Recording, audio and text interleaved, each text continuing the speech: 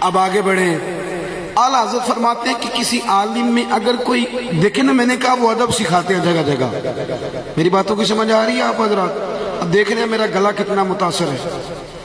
میں کچھ دنوں سے ٹھیک نہیں ہوں، میری طبیعت پہ کچھ بوجھ ہے، آپ محسوس کر رہے ہیں، بول نہیں رہا گلا. میں نے دوستوں سے نا ان کو بتایا بھی نہیں جنہوں نے وقت لیا ہوا تھا. بڑی بیچارے لوگ محنت کرتے ہیں، تو اس کو پتہ چل جائے نا تھوڑا سا کچا پکا ہے، پتہ نہیں آئیں گے کہ نہیں، تو بڑا ہی دل ٹوٹتا ہے اور بڑی پریشانی ہوتی ہے، مجھے پتہ ہے. اس لیے میں نے کہا کہ یار جس طرح بھی ہے، اور پھر اتنے سارے لوگوں کو کیسے یقین آئے گا کہ وہ بیمار ہے؟ کئی غلط فہمیاں اور بدگمانیاں پیدا ہوتی ہیں. اس لیے میں نے کہا جیسا بھی ہوں، جس طرح بھی ہوں، پہنچ جانا چاہیے، پھر دیکھی جائے گی جو ایسے ہوگا. تو اگر میں کوشش کر رہا ہوں بات کرنے کی، تو آپ بھی کوشش کر لیں سننے کی. اللہ آپ کو جزائے خیر عطا فرمائے. میرے بھائی غور کریں. اعلیٰ حضرت فرماتے ہیں کہ علماء پر اعتراض سے بچو جتنا بچ سکتے. فرماتے ہیں بعض اوقات نا مستحب غلطی ہوتی ہے، عالم یہ بندے اس کا بھی نرورہ پیٹ دیتے ہیں اور بڑا پیٹتے ہیں. میرے پاس ایک صاحب آ کے کہنے لگے حضرت صاحب آپ تو بڑے نیک آدمی. یہ بھی طریقہ ہوتا ہے سامنے والے کو شیشے میں اتارنے کا. آپ تو بڑے نیک آدمی ہیں لیکن ہمارا مولوی بڑا خطرناک ہے معاذ اللہ. میں نے کہا جی یہ تو آپ بات کریں گے تو پھر سمجھ آئے گی کون خطرناک ہے، مولوی صاحب کیا آپ خطرناک. اب بات تو کریں. کہنے لگے جی نہ کبھی عصر کی سنتیں پڑھی ہیں پہلی 4، نہ کبھی عشاء کی پہلی 4. میں نے کہا یہ خطرناک ہونے کی علامت ہے. خدا کے بندو وہ کیا ہے؟ سنت غیر موقدہ.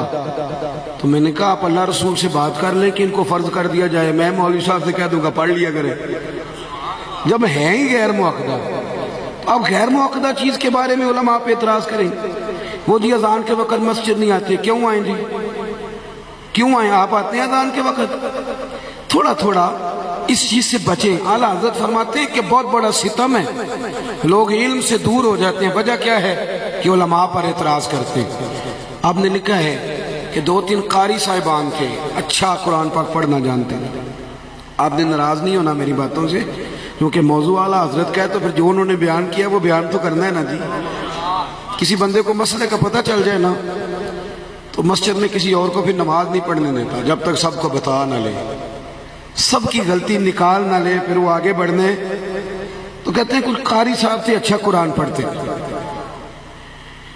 ایک بزرگ کے پیچھے جا کے، یہ اعلیٰ حضرت نے لکھا ہے ملفوظات میں، ایک بزرگ کے پیچھے جا کے نماز پڑھی تو ان کے نا جو قواعد ہوتے ہیں نا تجوید کے، کچھ مستحب قاعدے ٹھیک نہیں تھے. تو اللہ کے بڑے نیک بندے تھے، وہ بڑے اچھے تھے، کچھ مستحبات درست نہیں تھے، واجبات اور فرائض کی بات نہیں.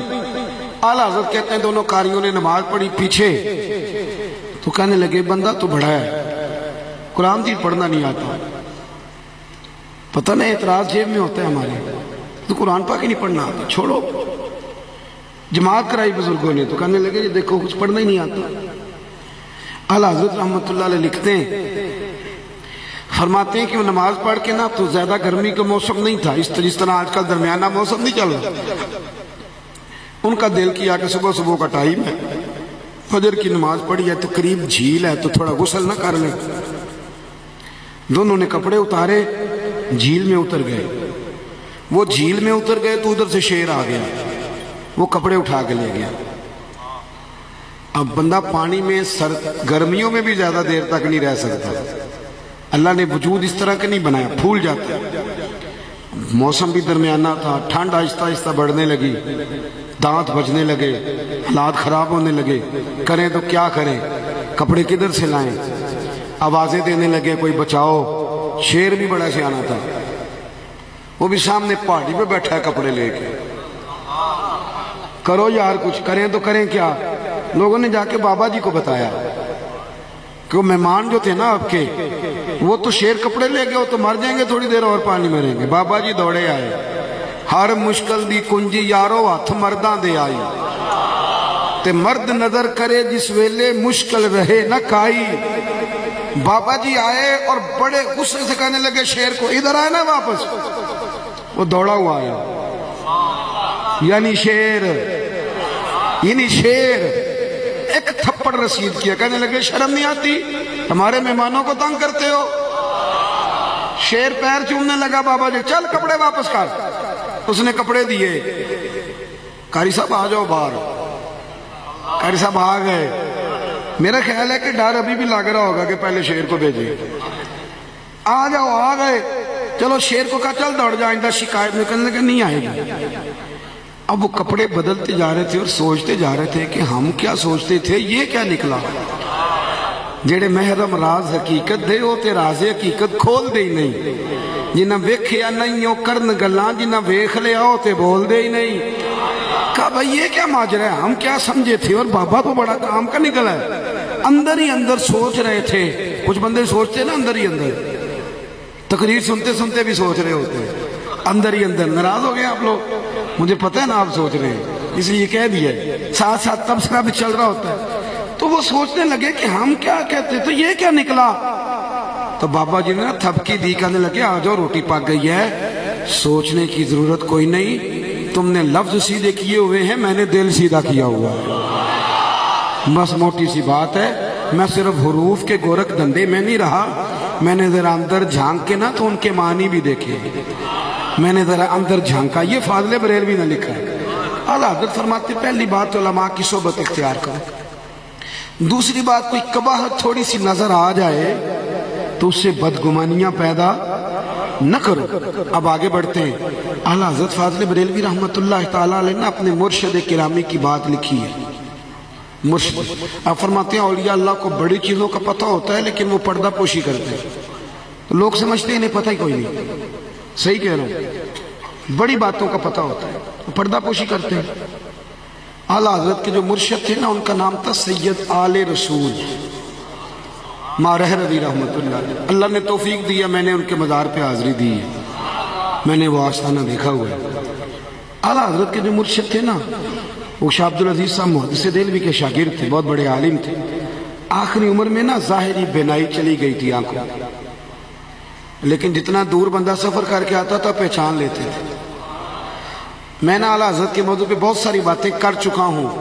اب زمانہ ریکارڈنگ کا ہے تو بہت سارے لوگ سن بھی چکے ہوتے ہیں, اس لیے کوشش کر رہا ہوں کہ چلو کوئی ایسی بات جو پہلے بیان نہ ہوئی ہو وہ آپ کے سامنے بیان کر لی جائے. اعلیٰ حضرت رحمت اللہ علیہ کے وہ جو مرشد تھے نا بڑی نور بصیرت ان کو حاصل تھا. یہ تربیت کرتے ہیں اعلیٰ حضرت. فرماتے ہیں بڑی باتوں کو اولیاء اللہ کو پتہ ہوتا ہے پر وہ ظاہر وہ پردہ پوشی کرتے ہیں.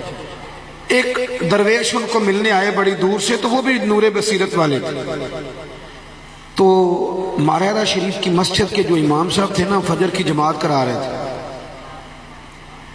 تو جماعت کراتے کراتے میں آپ کو بڑی ذمہ داری سے کہتا ہوں, ہیڈ ماسٹر تو کمیٹی ہوتی ہے مسجد کی اور محلے داری ہوتے ہیں ہیڈ ماسٹر.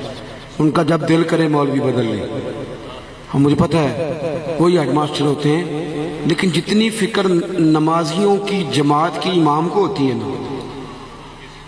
یقین کریں وہ بیچارہ وہ لاہور کیا ہے بانجی کی شادی ہے بتی, وہاں بھی فون کر رہا ہے اور یار نمبر نہیں ملتا, فلانے سے کہو ذرا جماعت کرا دے. دیکھو مسجد کھلی, اس کو آپ چھوٹا کام سمجھتے, آپ کیا تنخواہ دیتے, لیکن اس کا احساس دیکھیں. دنیا میں کوئی بندہ ڈیوٹی والا اتنا احساس نہیں کرتا جتنا امام اپنی ڈیوٹی کا احساس کرتا ہے. اللہ کرے ہم بھی ان کا احساس کرنے لگ جائیں. آمین تو کہہ دو, چلو دعا تو کرو نا, باقی تو باتیں بات کی ہیں. اللہ کرے ہم بھی ان لوگوں کا احساس کرنا شروع کر دیں.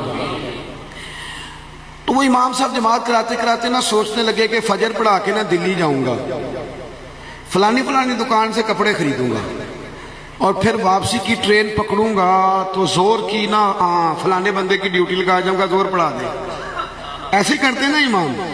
عصر تک آ جاؤں گا تو نہ بھی آیا تو اسے کہہ دوں گا چل عصر بھی پڑھا دینا. تو وہ یہ پلاننگ کر رہے تھے. نماز میں پلاننگ ہوتی رہتی ہے نا کئی کاموں کی, بلکہ جن کی کبھی نہیں ہونی ہوتی ان کی بھی نماز میں شروع ہو جاتی ہے. امام اعظم کے پاس ایک بندہ آیا, اس نے کہا میں نے اپنے کھیت میں نا اپنے پیسے دبائے تھے, اب بھول گیا ہوں کہاں بکسہ رکھا تھا. امام صاحب فرمانے لگے جا کے 100 رکعت نماز نفل پڑھ, یاد آ جائے گا. مشکل ہے نا وظیفہ, ویسے ہم تو تویز چاہیے دینے سیدھے سیدھے, وظیفہ تو پڑھتے ہی کوئی نہیں. کہا جا کے کتنی رکھتے ہیں, بولیے. وہ بندہ نا سویرے مٹھائی کا ڈبہ لے کے آ گیا, کہنے لگا حضور مل گیا. فرمایا نماز نفل نہیں نا پورے پڑھے. کہنے لگا حضور پہلی رکعت میں یاد آ گیا تھا. تو وہ تو میں نے تو دوسری بڑی مشکل سے پوری کی ہے، اب نیت باندھ لی تھی۔ تو آپ فرمانے لگے تمہیں بتاؤں کیوں کہا تھا؟ ہم نے کہا کیوں؟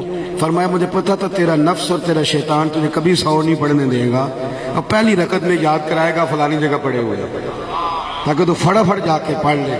فرمایا مٹھائی کا ڈبہ ادھر رکھ، پیسے مل گئے؟ کہنے لگے ہاں۔ فرمایا چل 98 پوری کر، ساتھ ساتھ شکرانہ بھی ادا ہو جائے گا، پڑھ۔ تو وہ نا نماز میں امام صاحب سوچ رہے تھے جاؤں گا یہ کروں گا، وہ باتیں ذہن میں آ رہی تھی۔ اب 2 درویش پیچھے نماز پڑھ رہے تھے، نماز کا سلام پھرا تو وہ جو سید صاحب کو ملنے آئے ہوئے تھے نا اللہ کے بندے، وہ کہنے لگے قاری صاحب سے کہ حضرت صاحب جماعت کرایا کرو، دلی کے بازاروں میں نہ گھمایا کرو۔ اتقوا فراست، ترمذی کی حدیث، اتقوا فراست المومن، مومن کی فراست قلبی سے ڈرا کرو۔ فَإِنَّهُ يَنْظُرُ بِنُورِ اللَّهِ، حضور فرماتے ہیں وہ سر کی آنکھوں سے نہیں دیکھتا، وہ تو اللہ کے دیے ہوئے نور سے دیکھتا ہے۔ کہنے لگے مولانا جماعت کرایا کریں دلی کے بازاروں میں۔ تو سید صاحب نے نا بابا جی کے دل پہ ہاتھ رکھا، کہنے لگے اللہ والے یوں پڑھ دے تو نہیں کھولا کرتے، رب کے بندے یوں پڑھ دے یہ اللہ والوں کی شان ہے۔ اگر تجھے کہنے لگے بابا جی یہاں تو میرے امام کے پیچھے نیت باندھو نا، اور اگر باندھ لیا تو پھر ساتھ ساتھ چلو، اگر دلی لے جاتا ہے تو دلی چلے جاؤ، مان جو لے آ کے ساڈا امام ہے۔ اگر دلی لے جاتا ہے تو چلو دلی، رامپور لے جاتا ہے تو پھر چلو رامپور، لاہور لے جائے تو پھر چلو، پیچھے نیت کیوں لئی؟ ختم ہو گئی بات۔ پھر جگہ جگہ تنقید